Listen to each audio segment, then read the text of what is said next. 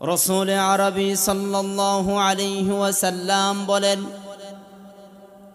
মান সালাকা তরিকান ফিহি ইলমান সাহহালাল্লাহু লাহু তরিকান ইলাল জান্নাহ। জোরে বলেন সুবহানাল্লাহ।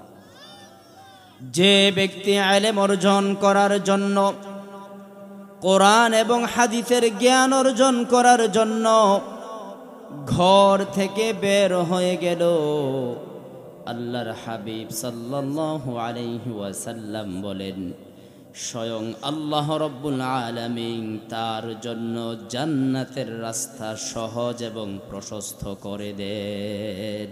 সুবহানাল্লাহ। শুধুমাত্র ইলম অর্জন করতে আসার জন্যই। লম্বা হাদিস, ওয়া ইন্নাল মালাইকাতা লা তাদউ আজনিহাতাহা রিদান লিতালিবিল ইলম। আল্লাহর হাবিব বলেন, যারা ইলম অর্জন করার জন্য নিজেকে তালেবে ইলম হিসাবে সাব্যস্ত করবে, যারা কোরআনের ছাত্র হয়ে যাবে, রাসূলের হাদিসের ছাত্র হয়ে যাবে, তারা যখন ঘর থেকে বের হয়ে জলসায় আসবে, রাস্তার মধ্যে রহমতের ফেরেশতা তাদের নূরের পাখাগুলি বিছিয়ে দেয়। হতে পারেন আপনি আর্থিকভাবে দুর্বল, সামাজিকভাবে আপনার পদমর্যাদা দুর্বল, আছে না নাই? বাস্তবতা এটাই। সমাজের মধ্যে আল্লাহ রাব্বুল আলামিন যাদেরকে 2-4টা টাকার মালিক বানায়, হালকা একটু ক্ষমতার মালিক বানায়, আমরা দেখছি যুগ যুগ ধরে তারা মাহফিলে তেমন একটা আসে। এই কথা বলেন না কেন? তারা মাহফিলে আসে না, তাদের মাহফিলের প্রয়োজন হয় না। তারা দুনিয়ার এই স্বল্প কিছু নিয়ামত পেয়েই নিজেকে তুষ্ট করে ফেলেছে।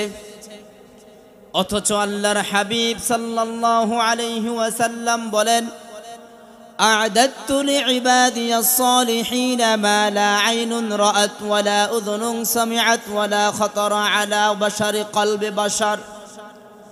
আল্লাহর হাবিব সাল্লাল্লাহু আলাইহি ওয়াসাল্লাম বলেন, আমি সলিহিন নেককার আল্লাহওয়ালা বান্দাদের জন্য এমন জান্নাতের ওয়াদা করলাম, এমন জান্নাতের ওয়াদা করলাম, যেই জান্নাত কখনো চোখে দেখে নাই, যেই জান্নাতের বর্ণনার কথা কখনো কানে শুনে নাই, যেই জান্নাত নিয়ে মানুষ কখনো চিন্তাও করে নাই, এমন জান্নাত আল্লাহ রাব্বুল আলামিন আমাদের জন্য তৈরি করে রেখেছেন। সুবহানাল্লাহ।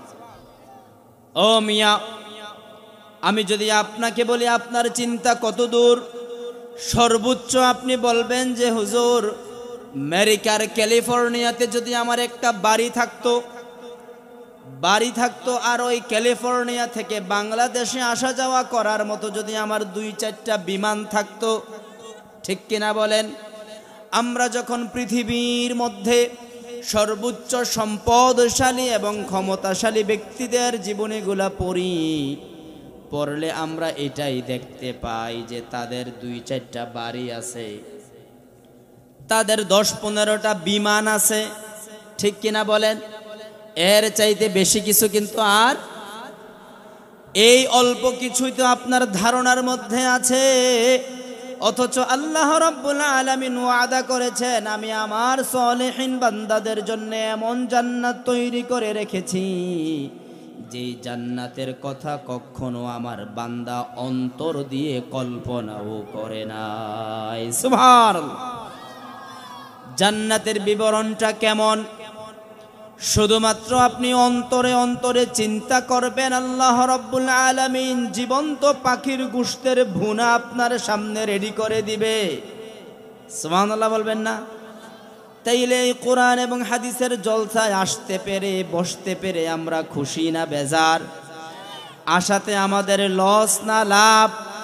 হাদিসের আরো অংশ রয়েছে। আল্লাহর হাবিব সাল্লাল্লাহু আলাইহি ওয়াসাল্লাম বলেন, যারা এই কোরআন এবং হাদিসের জ্ঞান অর্জন করার জন্য চলে আসবে, জলসায় বসবে, তাদের জন্য আসমান এবং জমিন, সমুদ্রের মধ্যবর্তীতে যত সৃষ্টিকুল রয়েছে, সবাই ওই বান্দার জন্য আল্লাহর কাছে মাগফিরাত করে।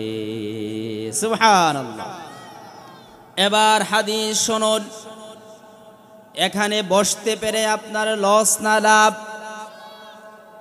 قال رسول الله صلى الله عليه وسلم, আশার ফজিলত আমরা শুনলাম, একটু মনোযোগ দিয়ে কথাগুলি শুনতে হবে, সাথে জবাব দিতে হবে। আশার এক নাম্বার ফজিলত হলো আল্লাহ রাব্বুল আলামিন জান্নাতের রাস্তা প্রশস্ত করে দিবেন। সুবহানাল্লাহ বলবেন না? আমরা জান্নাতে যেতে চাই কি চাই না? আরো জোরে চাই কি চাই না? তাহলে বলি আলহামদুলিল্লাহ। 2 নম্বরে বলেছেন তাদের যখন হাঁটার জন্য ঘর থেকে বের হয়ে যায় তাদের পায়ের নিচে আর মাটি থাকে না, ফেরেশতারা তাদের পাখাগুলি বিছিয়ে দেয়। 3 নম্বরে বলেছেন আসমান এবং জমিন এই দুইয়ের মধ্যবর্তীতে যা কিছু আছে এবং সমুদ্রের মধ্যে যা কিছু আছে সব সৃষ্টিকুল এই মুহূর্তে আমরা যারা এখানে আসছি আমাদের জন্য আল্লাহর কাছে মাগফিরাত কামনা করছে। সুবহান। আচ্ছা, আপনারা একটু বুঝে থাকলে বলেন তো, গোটা পৃথিবীতে কি একজন আল্লাহওয়ালা নাই? একজন সৎ ব্যক্তি নাই? তাইলে আমরা আশাতে যদি একজন সৎ ব্যক্তি থাকে আর তার দোয়া যদি আল্লাহ কবুল করে, সে নামাজের মধ্যে বলেছেন আসসালাতু আসসালামু আলাইকা ওয়া আসসালামু আলাইনা ওয়া আলা ইবাদিল্লাহিস, আছে না নাই? আছে না নাই? যে আল্লাহ যারা সলিহিন বান্দা তাদের উপরও আপনি শান্তি বর্ষিত করুন। জোরে বলেন সুবহানাল্লাহ। তাহলে এবার একটু বুঝেন, শুধুমাত্র মাহফিলে আসার কারণে যদি আল্লাহর এই জমিনের মধ্যে মাত্র একজন সলিহিন বান্দা থাকে, তিনি যদি নামাজ আদায় করে এই দোয়া করেন আসার কারণে, আমরাও সেই দোয়ায় শামিল হয়ে গিয়েছি। সুবহান। অতএব এখানে বসলে একটু লারা সারা দিয়া কথা বলতে হইব। পারবো তো ইনশাআল্লাহ? আপনি কেন শুকরিয়া আদায় করবেন না বলেন? এই তো আমার পাশেই, আমি যতদূর জানি সম্মানিত উনি রাসু ভাই একটা রাজনৈতিক দলের সাথে ওনার পরিচয় আছে না নাই? যেহেতু আমি এলাকার সাবেক ইমাম, সেই হিসাবে এলাকায় কে কোন দল করে আমার জানা আছে না নাই? কথা বলেন, আছে না নাই?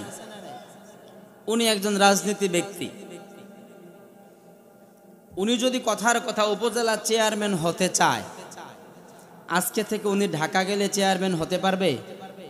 কথা বলেন, হতে পারবে? প্রতিনিয়ত ঊর্ধ্বতন নেতাদের সাথে, ঊর্ধ্বতন বসদের সাথে একটা কি রাখতে হবে? সম্পর্ক। ঠিক কিনা বলেন?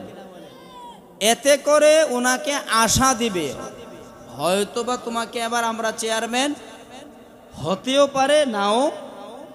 ঠিক কিনা বলেন? কারণ এই ধরনের একজন না, তারা 10 জনকে কি দেখায়? আশ্বাস। কিন্তু চেয়ারম্যান হবে কয়জন?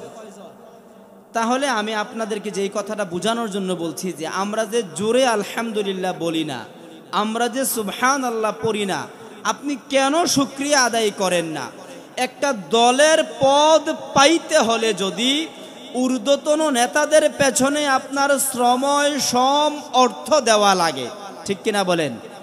এরপরেও নিশ্চয়তা, আপনার কাছে কি মনে হয় আল্লাহ তাআলা আমাকে আপনাকে এই পরিমাণ নিয়ামত দেয় নাই? সুবহানাল্লাহ বলবেন না? আপনি আল্লাহর শুকরিয়া আদায় করেন না, আপনি আল্লাহর কথা শুনলে মুখটা বন্ধ করে রাখেন, সুবহানাল্লাহ বলতে পারেন না। এখনো তো অনেকে জোরে আলহামদুলিল্লাহ বলতে পারতেছে না। বলেন আলহামদুলিল্লাহ। একটা মুখও বন্ধ রাখবেন না। কথা বলার শক্তি দিয়েছেন কে? চোখে দেখার শক্তি দিয়েছেন কে? ওই দিনকে আমি ফজরের পরে একটা ক্লাস করাই আমার মসজিদে, ওখানে আলোচনা প্রসঙ্গে একজন ভাই বলল তার কানে শোনে না। কি শোনে না? কানে একটা মেশিন লাগাইছে, এই মেশিনটার দাম হলো 50,000 টাকা। আবার উনি বলছে একেবারে ভালো যেই কোয়ালিটি সম্পন্ন মেশিন, ওইটার দাম 3,20,000 টাকা। মেয়াদ মাত্র 1 বছর। কয় বছর? কয় বছর? একটু জোরে বলেন না বাবা। তাহলে একটা ভালো কানের মেশিন কান দিয়ে শোনার জন্য লাগাইতে হলে লাগে কত টাকা? তাহলে আপনি 60 বছরে যদি 3 লাখ দিয়া গুণ দেন, কত কোটি টাকা আল্লাহ ফানা হয়েছে? সুবহানাল্লাহ কইতেন না? এখনো তো মুখ খুলছেন না অনেকে। আমি মনে হয় বুঝাইতে পারতাছি না আপনাদেরকে। আল্লাহ তাআলা এই জবান আমাকে একমাত্র দিয়েছে তার দাসত্ব, তার গোলামি, তার জিকির করার জন্য। জোরে বলেন ঠিক কিনা? শুধুমাত্র কানের হিসাব আপনার সামনে তুলে ধরলাম। চোখের হিসাব যদি আপনি এইভাবে নির্ধারণ করতে যান, আমি আমার বাবার চোখে একটা লেন্স লাগিয়েছিলাম, ওই একটা লেন্সের দাম রাখছে 20,000 টাকা। কত হাজার? তাও একই রকম মেয়াদ দিছে কয় বছর? সর্বনিম্ন এই লেন্সের মধ্যেও আরো দামি আছে না নাই? তাহলে যদি এইভাবে আপনার দেহের যেই নেয়ামতগুলি আল্লাহ রাব্বুল আলামিন আমাকে আপনাকে দিয়েছেন, তাও আবার আমি চাই নাই, কি করি নাই? আপনি চাইছেন যে আল্লাহ আমাকে 2টা হাত দিয়েন, 2টা চোখ দিয়েন, 2টা কান দিয়েন, একটা জবান দিয়েন, একটা জিহ্বা দিয়েন, 2টা পা দিয়েন। আল্লাহর কাছে বলছেন। আল্লাহ রাব্বুল আলামিন না বলতে শুধুমাত্র 1 ফোঁটা নাপাক পানি থেকে আমাকে আপনাকে এমন সুন্দর আকৃতি দিয়ে জমিনে বিচরণ করার সুযোগ করে দিলেন। সমাজে তো একটা কথা আছে, যার নুন খাই তার, ঠিক কিনা বলেন? আমরা যেটা সত্য সেটা বলবো। আমরা দেখি বিভিন্ন জায়গায় রাজনৈতিক দলের নেতৃবৃন্দরা অন্যায় কোনো কাজের আদেশ করলেও নুন খাওয়ার কারণে সেই অন্যায় আদেশ বাস্তবায়ন করে কি করে না? কথা বলেন, করে কি করে না?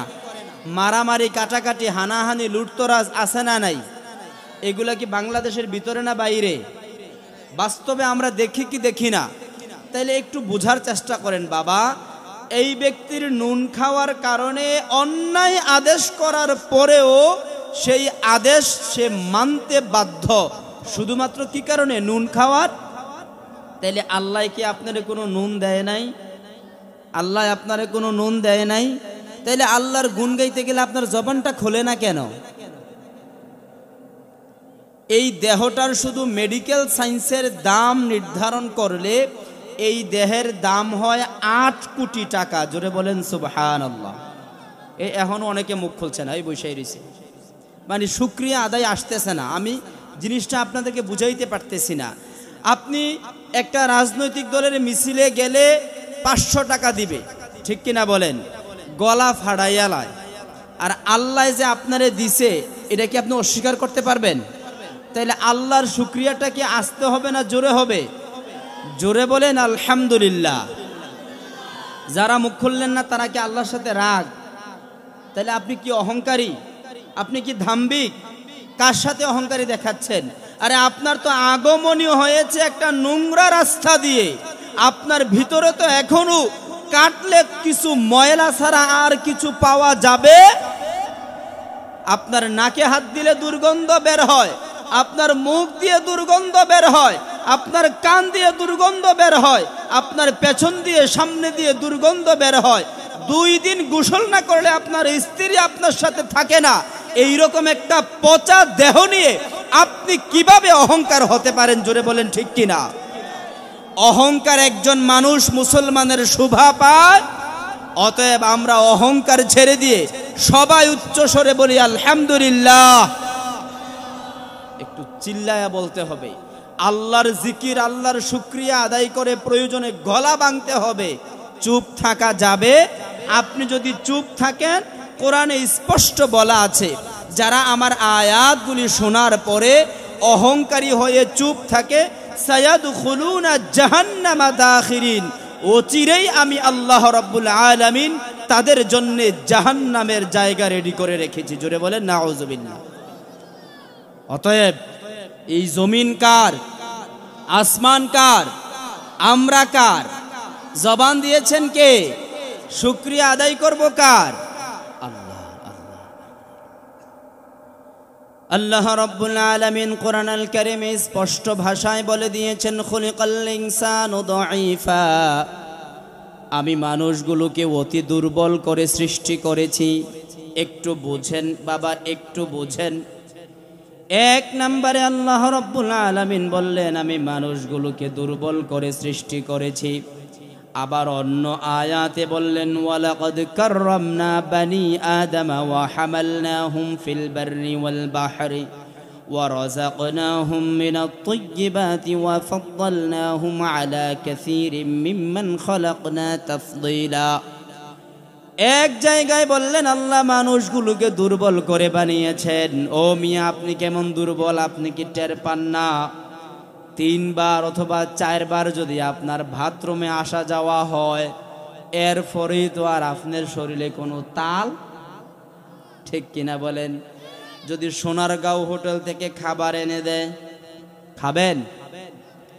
দূর বেড়া, রাখ তোর খাবার, আমি জানলেই, ঠিক কিনা বলেন?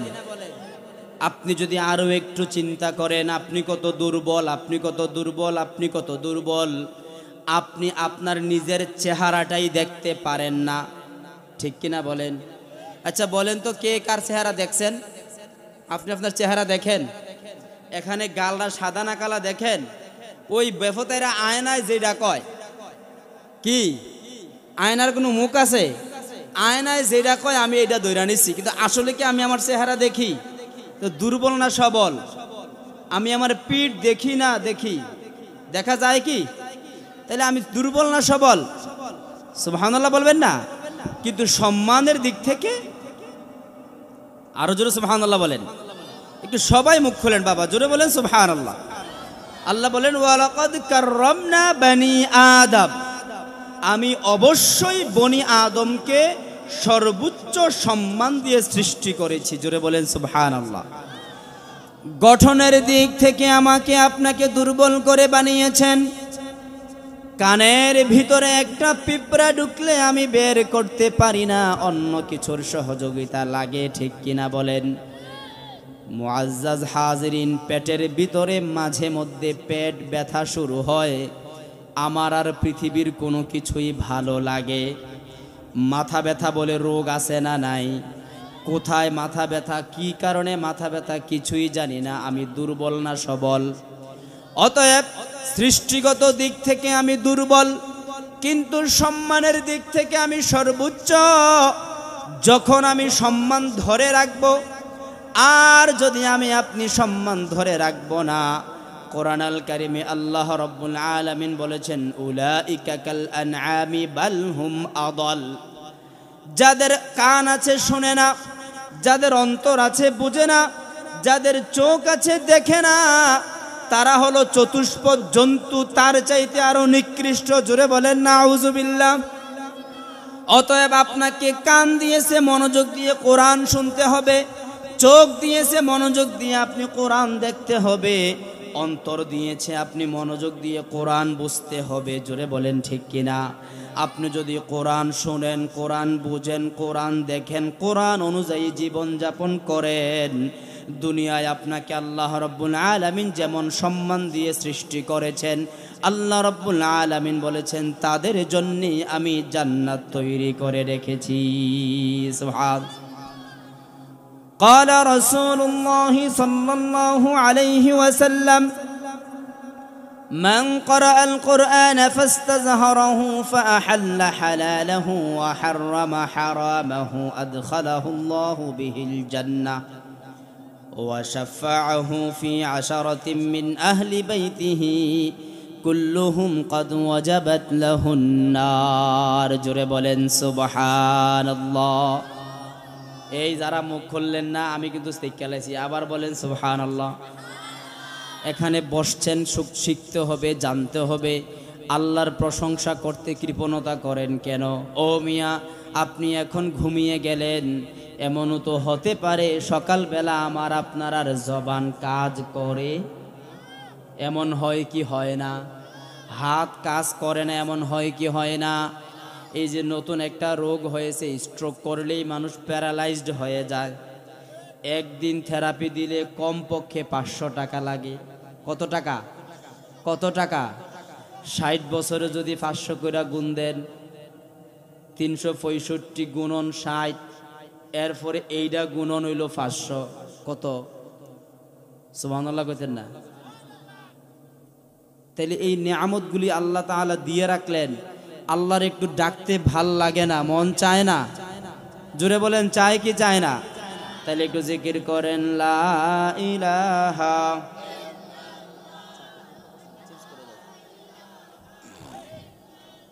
আরো জোরে লা ইলাহা,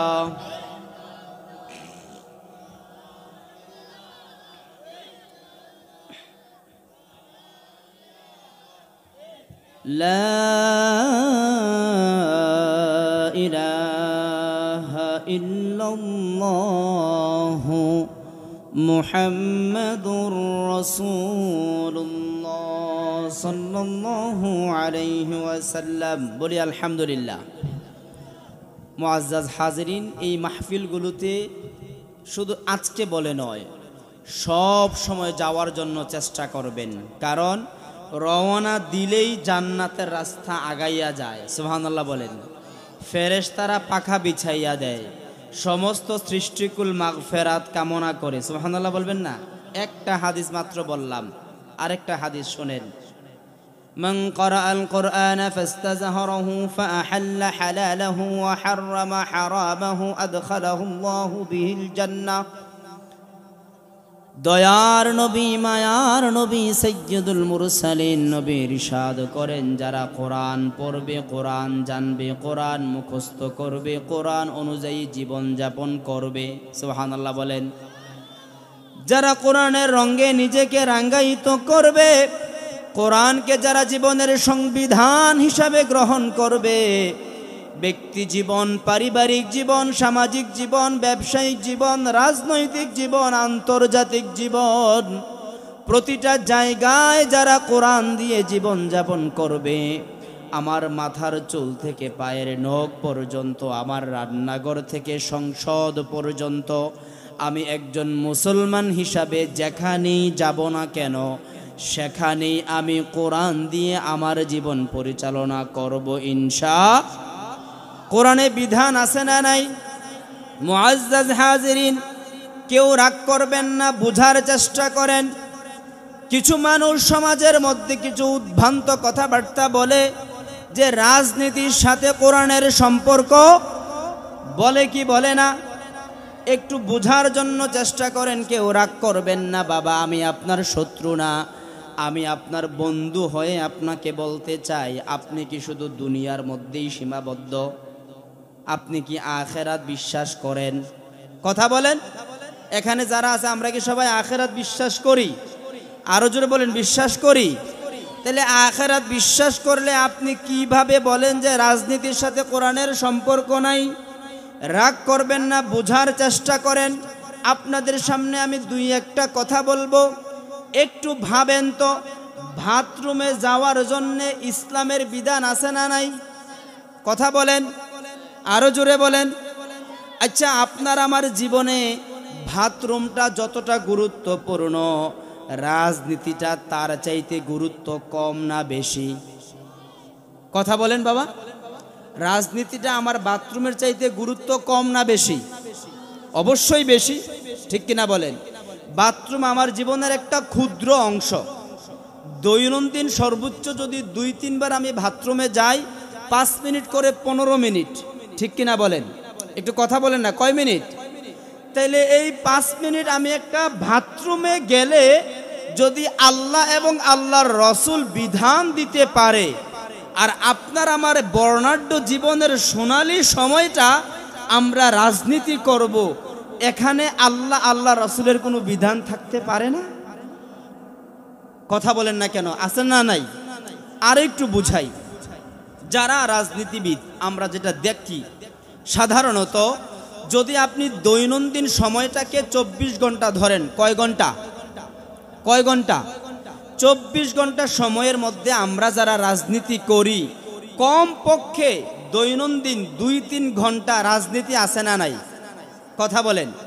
তাইলে আল্লাহ রাব্বুল আলামিন কোরআনে বলে দিলেন, ইয়া আইয়ুহাল্লাযীনা আমানু দুখুলু ফিস-সিলমি কাফা।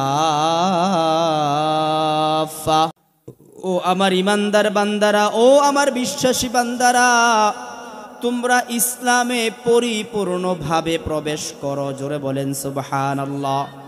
এই মুখ খুলে জোরে বলেন সুবহানাল্লাহ।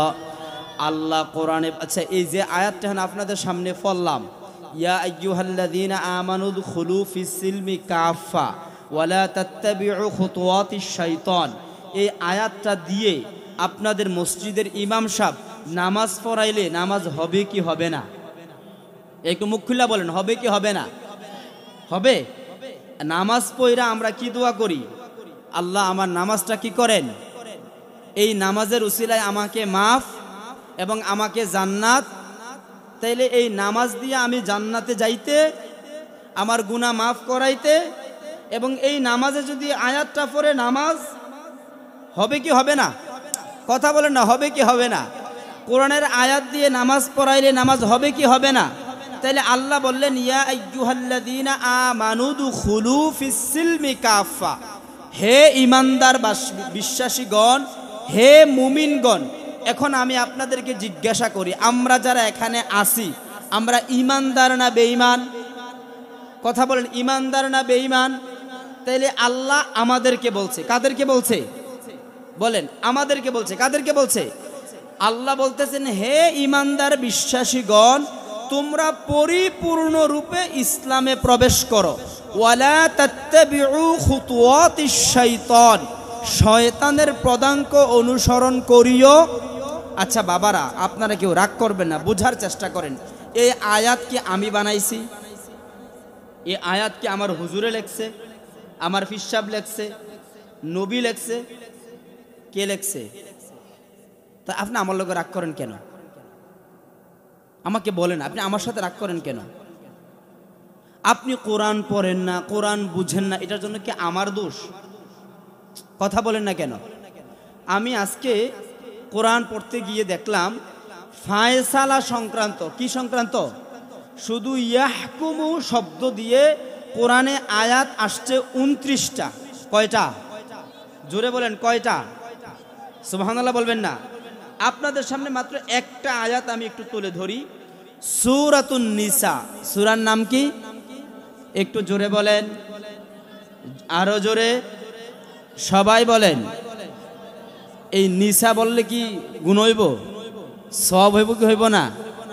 সূরাতুন নিসার 65 নাম্বার আয়াত। কয় নাম্বার আয়াত? আর একটু জোরে বলেন।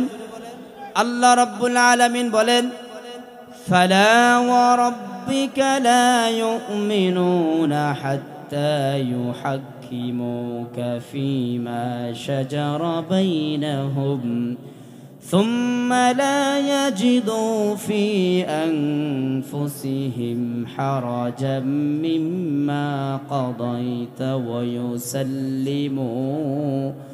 ويسلموا تسليما. জোরে বলেন আল্লাহু আকবার। সূরার নাম সূরাতুন নিসা, 65 নাম্বার আয়াত। আপনাদেরকে আমি জিজ্ঞাসা করতে চাই, মসজিদের ইমাম সাহেব যদি এই আয়াত দিয়ে নামাজ পড়ায়, নামাজ হবে কি হবে না?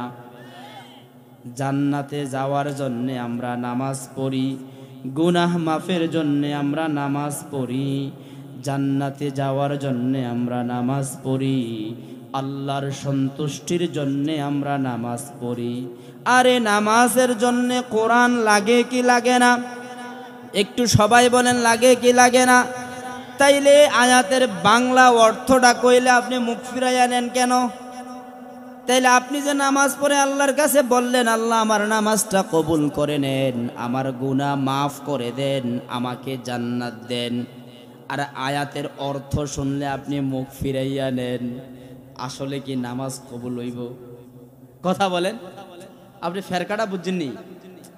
যেই আয়াত দিয়া সুললিত কণ্ঠে নামাজ পড়া আল্লাহর কাছে কইতাছে, আল্লাহ কি করেন নামাজটা, এই আয়াতের অর্থটা শুনলে যদি আপনি কোন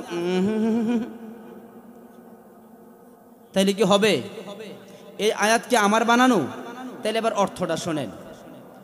ফালা ওয়া রাব্বিকা লা ইউমিনুনা হাত্তা ইউহাক্কিমুক।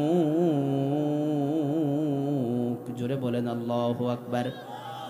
স্বয়ং আল্লাহ রাব্বুল আলামিন এই সূরাতুন নিসার 65 নম্বর আয়াতে আল্লাহ কসম করে বলেন, ও নবী আপনার রবের কসম, যারা আপনার ফায়সালা আপনার সিদ্ধান্ত মেনে নিবে না তারা কখনো ঈমানদার হতে পারবে না। নাউজুবিল্লাহ বলবেন না? তাইলে আল্লাহর ফায়সালা আমাদেরকে কি করতে হবে? মেনে। নবীর ফায়সালা আমাদের কি করতে হবে? মেনে। এখন আমি আপনাদের সামনে বিনয়ের সাথে অনুরোধ করতে চাই, আমরা যারা দাড়ি কাটি, নবী কইছে, হ্যাঁ নবী কইছে না? তো তাহলে কার সিদ্ধান্ত মানলেন বলেন? আপনি যে নামাজ পড়েন, আপনি যে হজ করতে যান, আপনি যে এই করেন গা, হেই করেন গা, তেন করেন গা, স্যাং করেন গা, আপনি যে দাড়ি কাটলেন কার নির্দেশে কাটলেন? কথা কন না কেন? দাড়ি কাটার জন্য কি আল্লাহ বলছে? আমার নবী বলছে? কথা বলেন তো। তাহলে দাড়ি কাটলেন কার নির্দেশে? কাকে খুশি করাইলেন? আল্লাহকে না শয়তানকে? আপনি দাড়ি কেটে শুধুমাত্র আপনি গুনাহ করেন নাই, আপনি আল্লাহর কাজের মধ্যে ভুল ধরেছেন। জোরে বলেন নাউজুবিল্লাহ। দাড়ি দেয় কে? আমি ভিক্টোরিয়া কলেজে পড়াশোনা করেছিলাম। আমার ভিক্টোরিয়া কলেজে একটা ম্যাডাম ছিল একটু নাস্তিক টাইপের। কি টাইপের? আপনারা কি রাগ করতেছেন? কথাগুলো শুনলে কি খারাপ লাগতেছে? বুঝেন, ধর্ম শুধু নামাজের নাম না, ধর্ম শুধু ঈদের দিনের নাম না, ধর্ম শুধু রোজার নাম না। ধর্ম হলো আপনার রান্নাঘর থেকে সংসদ, আপনার পায়ের নখ থেকে মাথার চুল, আপনার শ্বাস প্রশ্বাস, আপনার কদম যেখানে যাবে সেখানেই ইসলামের হুকুম আমাকে আপনাকে মানতে কোনো সন্দেহ। মন গড়া যারা ফায়সালা দেয়, কোরআনে স্পষ্ট বলেছে তারা কাফের। জোরে বলেন নাউজুবিল্লাহ। ওয়া মাল্লাম ইয়াহকুম বিমা আনজালাল্লাহু ফাউলাইকা হুমুল কাফিরুন। যারা আল্লাহর হুকুমকে অস্বীকার করবে, যারা আল্লাহর হুকুমকে মানবে না, তারা টাটকা কাফের। জোরে বলেন নাউজুবিল্লাহ। তাহলে দাড়ি কাটার হুকুম কি আল্লাহ দিছে? বিড়ি খাওয়ার হুকুম আল্লাহ দিছে? সুদ খাওয়ার হুকুম আল্লাহ দিছে? গোশ খাওয়ার হুকুম আল্লাহ দিছে? জেনা করার হুকুম আল্লাহ দিছে? তাহলে কি করতেছেন আপনি? আপনি সাধু সাজদাছেন যে, আপনি যে সাধু সাজদাছেন। আল্লাহ বলেন ইন্নাহু আলিমুম বিযাতিস সুদূর। অন্তরের ভিতরে লুকানো জিনিসটাও আমি আল্লাহ জানে কি জানে না? আমাকে আপনাকে বানাইছে কে? আপনার চিন্তা শক্তি কত দূর পর্যন্ত এটা আল্লাহ জানে কি জানে না? তাহলে কেন আপনি এমন শুরু করলেন? কেন আপনি আল্লাহর বিধানগুলিকে মানতে নারাজ? মুআজ্জাজ হাজিরিন, জীবনের যেখানেই আপনি কদম ফেলবেন সেখানেই ইসলাম আমার জন্য বিধান দিছে কি দিছে না? আসুন আমরা ইসলামের সুশীতল ছায়াতলে এসে নিজেকে হযরত আবু বকর রাদিয়াল্লাহু আনহু, হযরত ওসমান রাদিয়াল্লাহু আনহুর মতো তৈরি করি। আল্লাহ রাব্বুল আলামিন আমাদেরকে কবুল করুক। জুড়ে বলি আমিন। মুআজ্জাজ হাজিরিন, কোরআনের সাথে আমরা থাকবো তো ইনশাআল্লাহ। দেখেন হাদিসের মধ্যে আল্লাহর নবী কি বলেছেন? যারা কোরআন পড়বে, কোরআন জানবে, কোরআন শিখবে এবং কোরআন অনুযায়ী জীবন যাপন করবে, কোরআনের হালালকে যারা হালাল বলে বিশ্বাস করবে, কোরআনের হারামকে যারা হারাম বলে মেনে নিবে, কোরআন যা হারাম করেছে তা আমার জন্য ঠিক কিনা বলেন? কোরআনে আল্লাহ রাব্বুল আলামিন বলেছেন ইয়া আইয়ুহাল্লাযীনা আমানু ইন্নামাল খামরু ওয়াল মাইসিরু ওয়াল আনসাবু ওয়াল আজলামু রিজসুম মিন আমালিশ শাইতান। জোরে বলেন আল্লাহু আকবার। এ সবাই মুখ খোলেন, দুম ধরে বসে থাকার সুযোগ নাই। জোরে বলেন আল্লাহু আকবার। আল্লাহ বলে ও ইমানদার ও বিশ্বাসীরা, তোমাদের জন্য আমি আল্লাহ রাব্বুল আলামিন মদ হারাম করে দিয়েছি। সুবহানাল্লাহ বলেন। জুয়া হারাম করে দিয়েছি, মূর্তি পূজা হারাম করে দিয়েছি। তাইলে আপনাদেরকে আমি জিজ্ঞাসা করি, মদ হারাম করেছেন কে? জুয়া হারাম করেছেন কে? মূর্তি পূজা হারাম করেছেন কে? তাইলে আল্লাহর হারাম যদি আপনি হালাল মনে করে নেন, আপনার ঈমান আছে না গেছে? আমাদের সমাজে জুয়াখোর আছে না নাই? মদখুর আছে না নাই? আবার নামের লগে আলহাজ লাগায়, আছে না নাই? বাবা ইতা করে সেটা সপ্তান করা গেলেও মাগার জান্নাতে যাওয়া যাবে না। ধোঁকাবাজি এগুলা, আপনি আল্লাহর সাথে ধোঁকা দিচ্ছেন, অথচ আপনার জন্মের 50,000 বৎসর আগেই আপনার রিজিকের ফায়সালা আল্লাহ করে রাখছেন, এরপরেও আপনি হারাম রিজিকের মধ্যে ডুবে গেছেন। আপনার বিশ্বাস হচ্ছে না যে আল্লাহ আপনাকে রিজিক দিতে পারে, আপনার বিশ্বাস হচ্ছে না আল্লাহ আপনাকে খাওয়াইতে পারে, আপনার বিশ্বাস হচ্ছে না আল্লাহ আপনার চিন্তার চাইতে আরো বেশি চিন্তা সুপরিকল্পিতভাবে আপনার রিজিকের ব্যবস্থা করে রেখেছে। জোরে বলেন সুবহানাল্লাহ। এ মিয়া, আজকে আপনি রিজিকের জন্য হারাম কাজে লিপ্ত হয়ে গেলেন, আপনি আজকে রিজিকের জন্য অন্যায় কাজে লিপ্ত হয়ে গেলেন। আমরা যখন আমাদের মায়ের পেটে ছিলাম, মৃত না জীবিত? কথা বলেন, সবাই বলেন। মায়ের পেটে যখন ছিলাম, মৃত না জীবিত? হ্যাঁ, খানা দিছে গেডায়, কথা কন। চাইতে পারছেন, বলতে পারছেন, আর বললে কেউ শুনছে? একটু ভাবেন বাবা, একটু মাথা দিয়া ভাবেন। আমি চাইতে পারি নাই, বলতে পারি নাই, বলার আমার শক্তি ছিল না, চাওয়ার আমার শক্তি ছিল না, এবং বললেও শোনার মতো কোনো লোক। এমন একটা গহ্বরে যদি আল্লাহ রাব্বুল আলামিন আমাকে জীবিত রাখতে পারেন, এখন আপনি চাইতে পারেন, বলতে পারেন, করতে পারেন, ঠিক কিনা বলেন? অথচ আপনি এখন দোকান খুলে দোকানের ভাগ্য ভালো হওয়ার জন্য আগরবাতি ধরান, ঠিক কিনা বলেন? আরে কি আশ্চর্য অবস্থা! আপনি যখন দুনিয়ায় আগমন করলেন, একটু ভাবেন বাবা, একটু ভাবেন, একটু ভাবেন।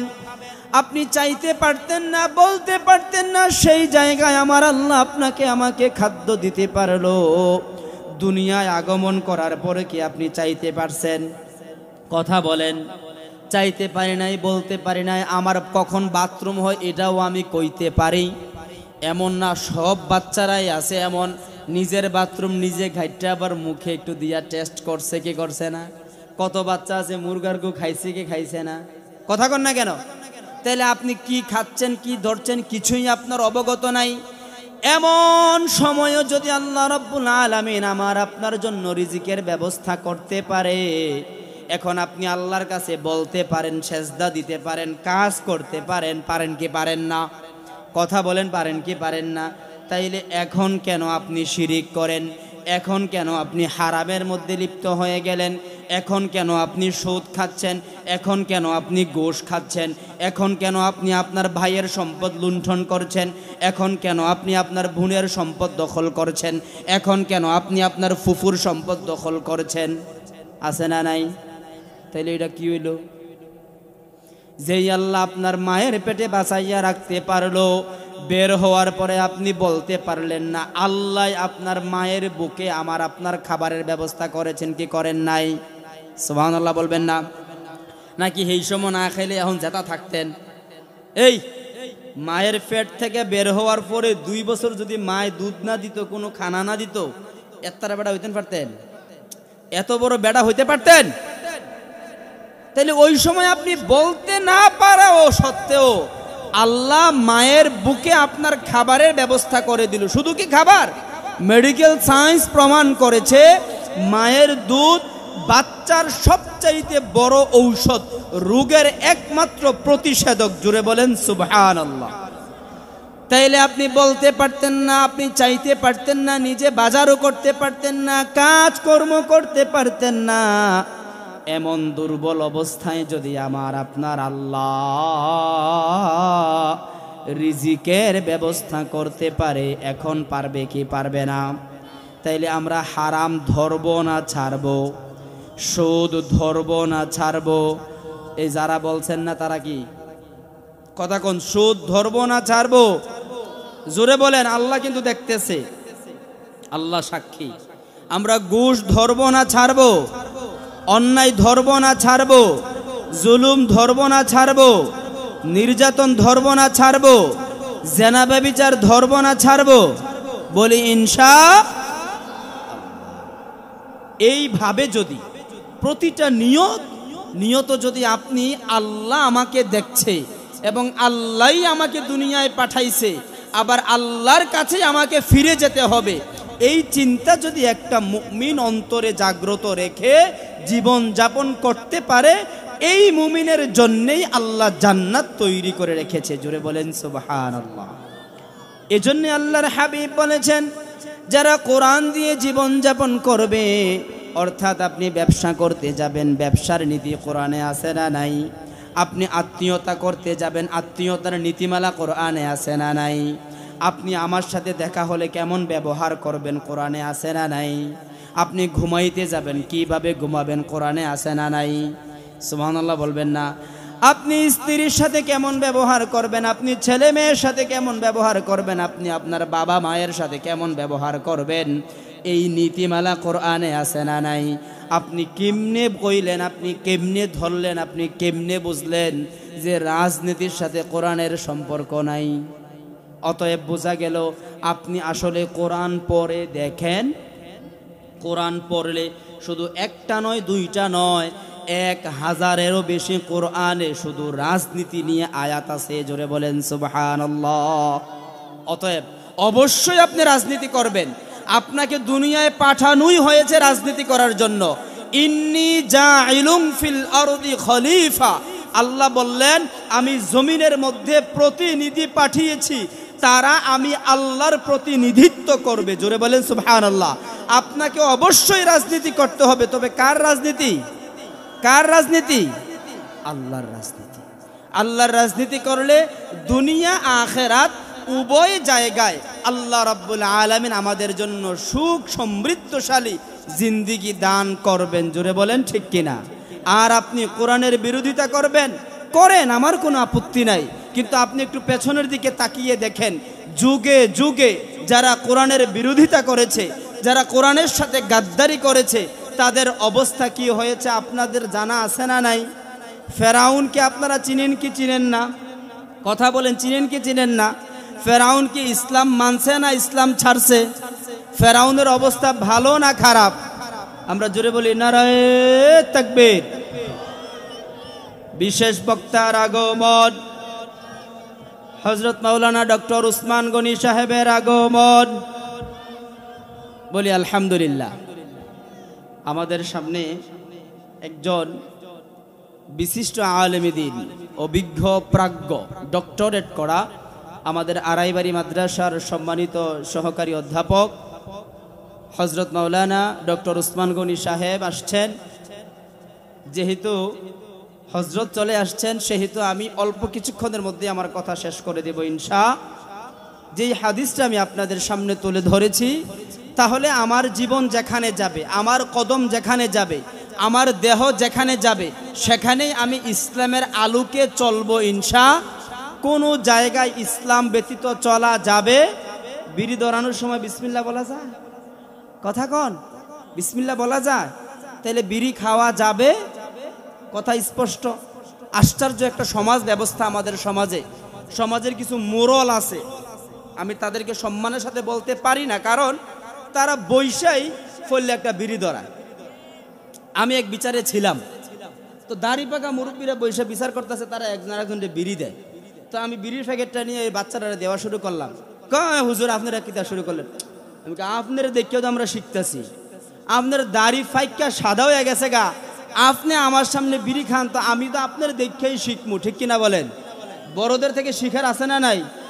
তো কয় হুজুর হুজুর এমনি শরমটা দিলেন আপনি। আমি বলছি এরপরও যদি বুঝেন তাইলেও আল্লাহ কি করে দিবে? মাফ, ঠিক কিনা বলেন? কি আশ্চর্য সমাজ ব্যবস্থা। আপনি বলতেছেন আপনি মুরব্বী, আপনি বিজ্ঞ, আপনি অভিজ্ঞ, তাহলে আপনি বিড়ি ধরান কিভাবে? কি আশ্চর্য অবস্থা। টাটকা অপরাধগুলি বড়রা করতেছে, তাহলে সমাজে কিভাবে শান্তি আসবে? অতএব মুআজ্জাজ হাজিরিন, আমরা কোরআন দিয়ে জীবনযাপন করব তো ইনশাআল্লাহ।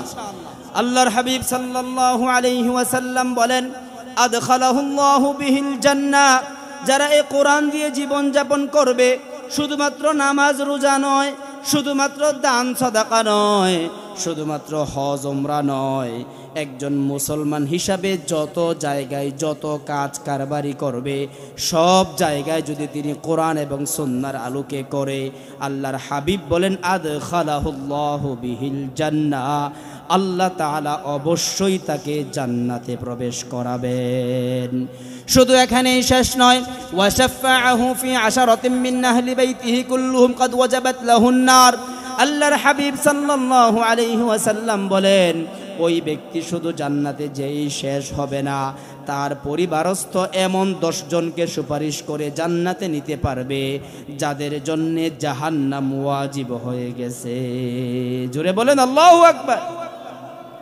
তাহলে এই কোরআন অনুযায়ী আমাদের চলা দরকার আছে না নাই? এই কোরআন অনুযায়ী সব কাজকর্ম করা দরকার আছে না নাই? এই কোরআন অনুযায়ী রাজনীতি করা দরকার আছে না নাই? কে বলছে আপনাকে রাজনীতি করতে ইসলাম বাধা দিচ্ছে? ইসলামই আপনাকে রাজনীতি শিখাচ্ছে। সমস্যা হলো আমরা কোরআন না পড়ার কারণে, হাদিস না পড়ার কারণে, সঠিক রাজনীতি না জানার কারণে মন গড়া যা মন চায় তাই করতেছি।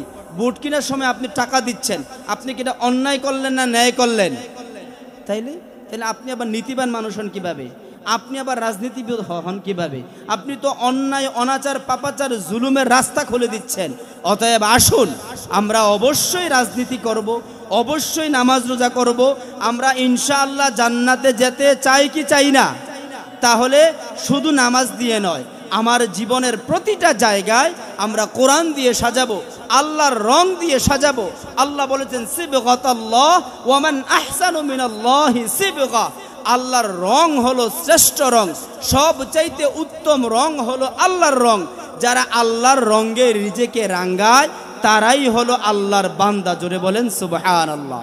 অতএব আসুন, আমরা আজকে অল্প সময়ের মধ্যে কোরআনের তাৎপর্য সহকারে আমরা যে কথাগুলি শুনলাম, প্রতিটা কথা অনুযায়ী আমরা যেন প্রতিটা কাজে কোরআন এবং হাদিসকে সামনে রেখে আমাদের জীবনকে আমরা সাজাতে পারি। আল্লাহ তাআলা যেন আমাদেরকে তৌফিক দান করে। আমরা জোরে বলি আমিন। ওয়া আখিরু দাওয়ানা আনিল হামদুলিল্লাহি রাব্বিল আলামিন।